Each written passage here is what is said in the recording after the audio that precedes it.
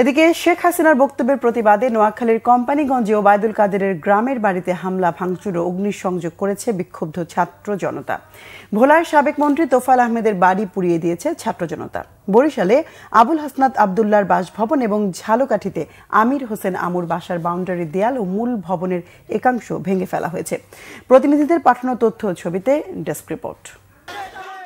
নোয়াখালীর কোম্পানিগঞ্জে আওয়ামী লীগের সাধারণ সম্পাদক ওবায়দুল কাদেরের গ্রামের বাড়িতে হামলা ভাঙচুর ও অগ্নিসংযোগ করেছে বিক্ষুব্ধ ছাত্র জনতা।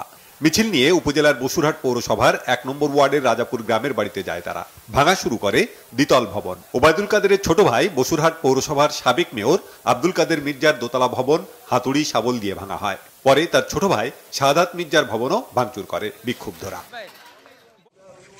ভোলায় সাবেক মন্ত্রী তোফায়েল আহমেদের বাসভবনে আগুন জ্বালিয়ে বিক্ষোভ করে ছাত্র জনতা। বুধবার রাত ১টার দিকে মিছিল নিয়ে ছাত্র জনতা তোফায়েল আহমেদের বাসভবনে গিয়ে বাড়িটি ভাঙচুর করে আগুন ধরিয়ে দেয়। ঝালকাঠিতে আমির হোসেন আমুর বাড়িতে ভাঙচুর করে ছাত্র জনতা। এ সময় আমু ও তার স্ত্রীর নামে থাকা ২টি প্রতিষ্ঠানের নাম ফলক ও সাইনবোর্ড ভেঙে ফেলা হয়। এদিকে বরিশালে বুধবার দিবাগত রাত ১২টার দিকে বিক্ষুব্ধরা আবুল হাসনাত আবদুল্লাহর বাড়িতে হামলা ও ভাঙচুর করে। এক পর্যায়ে আগুন দেওয়া হয়। পরে সেনাবাহিনী আগুন নিয়ন্ত্রণে এনে ছাত্র জনতাকে সরিয়ে দেয়। কুষ্টিয়ায় আওয়ামী লীগের যুগ্ম সাধারণ সম্পাদক ও সাবেক সংসদ সদস্য মাহবুবুল আলম হানিফের বাড়িতে আগুন ও এক্সকেভেটর দিয়ে ভেঙে দিয়েছে বিক্ষুব্ধরা। কুমিল্লা মহানগর আওয়ামী লীগের সভাপতি ও সাবেক এমপি আকম বাহাউদ্দিন বাহারের গাড়ি ভাঙচুর করে ছাত্র জনতা। বুধবার রাতে শহরের রাজগঞ্জের বাড়িতে ভাঙচুর করে তারা। এছাড়াও সাবেক রেলমন্ত্রী মুজিবুল হকের বাড়ি সহ অনেক আওয়ামী লীগ নেতার বাড়ি ভাঙচুর করে বিক্ষুব্ধরা।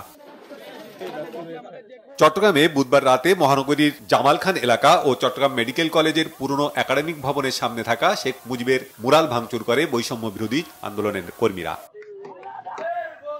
চুয়াডাঙ্গায় শেখ মুজিবের মুরাল, বিভিন্ন স্থাপনা ও জেলা আওয়ামী লীগের দলীয় কার্যালয় ভাঙচুর সহ বুলডোজার দিয়ে গুড়িয়ে দেয় বৈষম্য বিরোধী ছাত্র আন্দোলনের নেতাকর্মীরা। পরে সদর উপজেলা পরিষদ চত্বর ও জেলা পরিষদ চত্বরে গিয়ে শেখ মুজিবের মুরাল ভাঙচুর করা হয়। ময়মনসিংহ নগরীর সার্কিট হাউস মাঠ সংলগ্ন শেখ মুজিবের মুরাল ভাঙচুর করেছে ছাত্র আন্দোলনের নেতাকর্মীরা। এদিকে ত্রিশালে জাতীয় কবি কাজী নজরুল ইসলাম বিশ্ববিদ্যালয়ে শেখ মুজিবের মুরাল ভেঙে ফেলা হয়। বুলডোজার কর্মসূচিতে রংপুরে শেখ মুজিবুর রহমানের ৩টি মুরাল গুড়িয়ে দেওয়া হয়েছে। বুধবার রাতে বৈষম্য বিরোধী ছাত্র আন্দোলনের সমন্বয়ক সহ শিক্ষার্থীরা কারমাইকেল কলেজ ও বেগম রোকেয়া বিশ্ববিদ্যালয়ে স্থাপিত শেখ মুজিবের মুরাল ভেঙে ফেলে। যশোরে শিক্ষার্থী জনতা মিলে মুক্তিযোদ্ধা কমপ্লেক্স ভবনে শেখ মুজিবের মুরাল ভেঙে ফেলে।